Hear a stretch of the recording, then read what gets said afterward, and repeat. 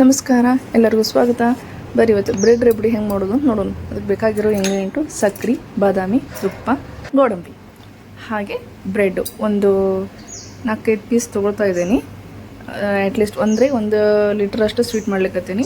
ಅದ್ರ ಪ್ರಕಾರ 5 piece bread ಬೇಕಾಗುತ್ತೆ. ಅದಕ್ಕೆ ಜಾಸ್ತಿ ಬೇಕಂದರೆ ನೀವು ಅದನ್ನು ಕ್ಯಾಲ್ಕುಲೇಟ್ ಮಾಡಿ ಒಂದೊಂದು ಬ್ರೆಡ್ ಬಂಡಲ್ ಯೂಸ್ ಮಾಡ್ಕೋಬೋದು. ಇದು ಏಲಕ್ಕಿ, 4 ಪೀಸ್ ಏಲಕ್ಕಿ. ಇವಾಗ 1 ಲೀಟ್ರ್ ಹಾಲಿದು, 1 ಲೀಟ್ರ್ ಹಾಲು, ಕೆನೆ ತೆಗೆದ ಹಾಲಾದರೂ ಓಕೆ. ಅದನ್ನು ಇವಾಗ ಒಂದು ಡಬ್ರಿ ಹಾಕ್ಕೊಳ್ತಾ ಇದ್ದೀನಿ. ಅಂದರೆ ಇದು ಹಾಲನ್ನ ಕಾಯ್ತಿರ್ಬೇಕು ಮೊದಲಕ್ಕೆ. ಸೊ ಇದರ ಕೆನೆ ಬೇಡ ಅನ್ನೋರಿದ್ರೆ ಮೊದಲಕ್ಕೆ ಹಾಲನ್ನ ಕಾಯಿಸ್ಬಿಟ್ಟು ಕೆನೆ ತೆಗೆದು ಆಮೇಲೆ ಅದನ್ನ ಹೊಳ್ಳಿ ಕಾಯಕ್ಕಿಟ್ರು ಬರುತ್ತೆ. ಇವಾಗ ಒಲೆ ಮೇಲೆ ಇದನ್ನು ಹಾಲಿಟ್ಟಿದ್ದೀವಿ ಕುದಿಲಿಕ್ಕೆ. ಅಷ್ಟೊಂದು ಈ ಬ್ರೆಡ್ ಏನದವಲ್ರಿ ಪೀಸು, ಇವನ್ನೆಲ್ಲನೂ ನಾವು ಮಿಕ್ಸಿ ಜಾರಿಗೆ ಹಾಕ್ಕೊಂಡು ಪೌಡ್ರ್ ಮಾಡ್ಕೊಳ್ಳೋಣ. ನಾರ್ಮಲ್ ಪೌಡರ್ ಅಂದರೆ ರವಾ ಟೈಪ್ ಬರಬೇಕು. ಇದು ಅಷ್ಟು ಆ ಥರ ನಾವು ಮಿಕ್ಸಿ ಮಾಡ್ಕೋಬೇಕು. ಅಷ್ಟೂ ಪೀಸ್ ಮಾಡ್ಕೊಂಡ್ಬಿಟ್ಟು ಹಾಕೋಬೇಕು. ಒಂದು 4-5 ತೊಗೊಂಡಿದ್ದಾನೆಲ್ಲ ಅಷ್ಟೂ ನಾನು ಪೀಸ್ ಮಾಡ್ಕೊಳ್ಳಾಕತ್ತಿದ್ದೀನಿ. ಅವಕ್ಕೂ ಹಂಚಿ ಏನು ತೆಗಿಯೋದು ಬೇಕಾಗಿಲ್ಲ, ಡೈರೆಕ್ಟಾಗಿ ಹಾಕೋಬೇಕು. ನೋಡಿ ಇವಾಗ ಇದನ್ನ ಪೌಡ್ರ್ ಮಾಡ್ಕೊಳ್ಳೋಣ. ನೋಡಿ ಇವಾಗ ಪೌಡ್ರ್ ಆಯಿತು. ಇದು ಒಂಚೂರು ರವಾ ಟೈಪ್ ಈ ಥರ ಬರಬೇಕು. ಈ ಥರ ಬಂದರೆ ಸಾಕು. ನೆಕ್ಸ್ಟ್ ನಾವು ಇವಾಗ ಇದನ್ನ ಹುರ್ಕೋಬೇಕು.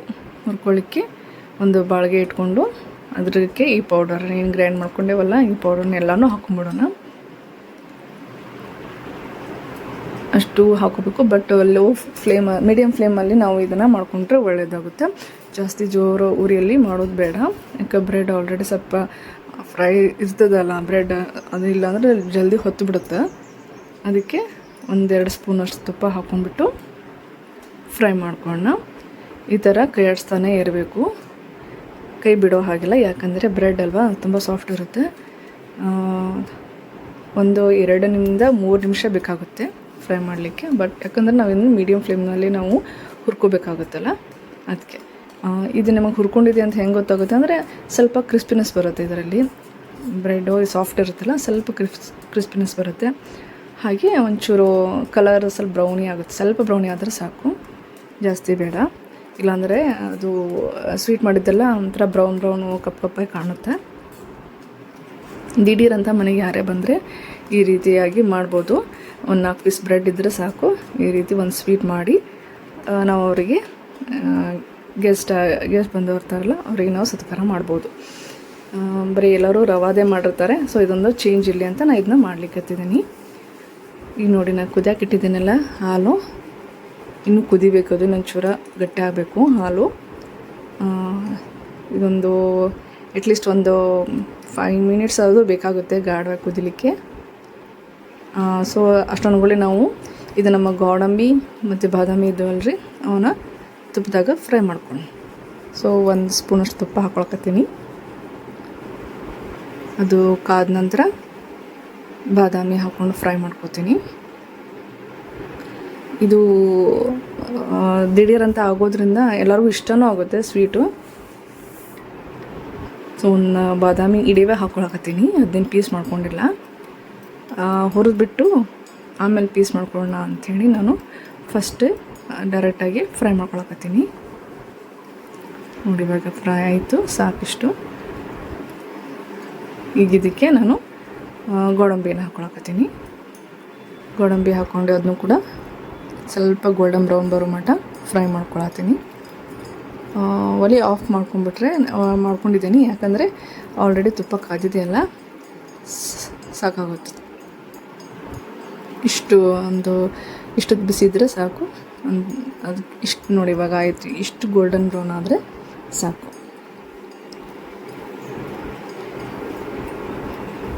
ತುಪ್ಪದಲ್ಲಿ ಫ್ರೈ ಮಾಡಿದರೆ ಅದಕ್ಕೆ ಕಂಪ ಬರೋದೇ ಬೇರೆ. ನೋಡಿ ಇವಾಗ ಇಷ್ಟು ಸಾಕು. ಇದಿಷ್ಟು ಬ್ರೌನ್ ಆಗಿದೆಯಲ್ಲ, ಇದನ್ನ ಈಗ ಬೌಲಿಗೆ ತೊಗೊಳತ್ತೀನಿ. ಈಗ ಬಾದಾಮಿದು ಕೆಲಸ ಮುಗೀತು. ನೆಕ್ಸ್ಟ್ ಇವಾಗ ಹಾಲು, ಅದು ಕುದಿ ಎಷ್ಟಾಗಿದೆ ಅಂತ ನೋಡಿದೆ. ಆಲ್ರೆಡಿ ನನಗೆ ಬೇಕಾದ ಅಳತೆಗೆ ಬಂದಿತ್ತು. ನೋಡಿ ಅಷ್ಟಿತ್ತು. ಇವಾಗ ಒಂದು 1/2 ಇಂಚಷ್ಟು ಒಳಗೆ ಬಂದಿದೆ. ಸೊ ಸಾಕಿಷ್ಟು. ಇವಾಗ ಇಷ್ಟು ಗಾಢ ಆಗಿದ್ದರೆ ಸಾಕು.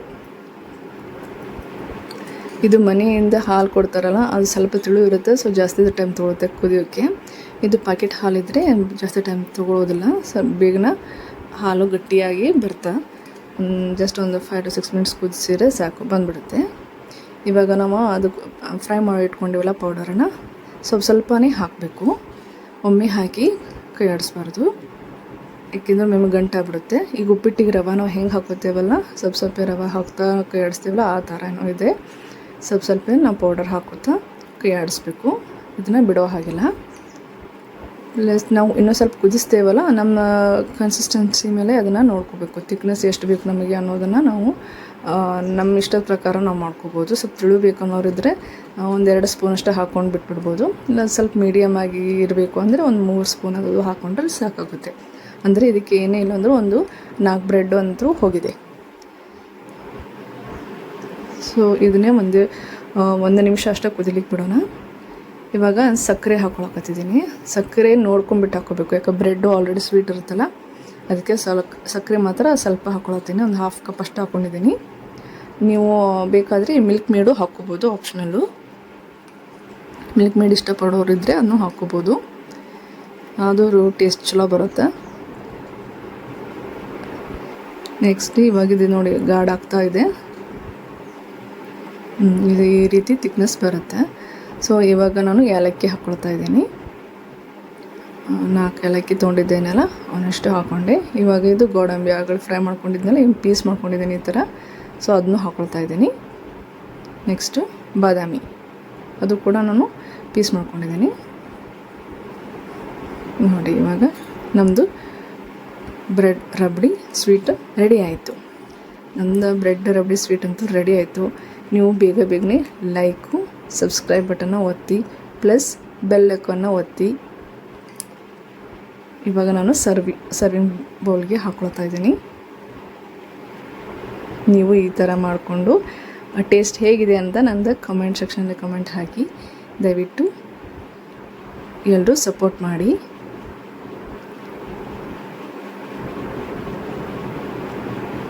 ಓಕೆನಾ? Thank you for watching.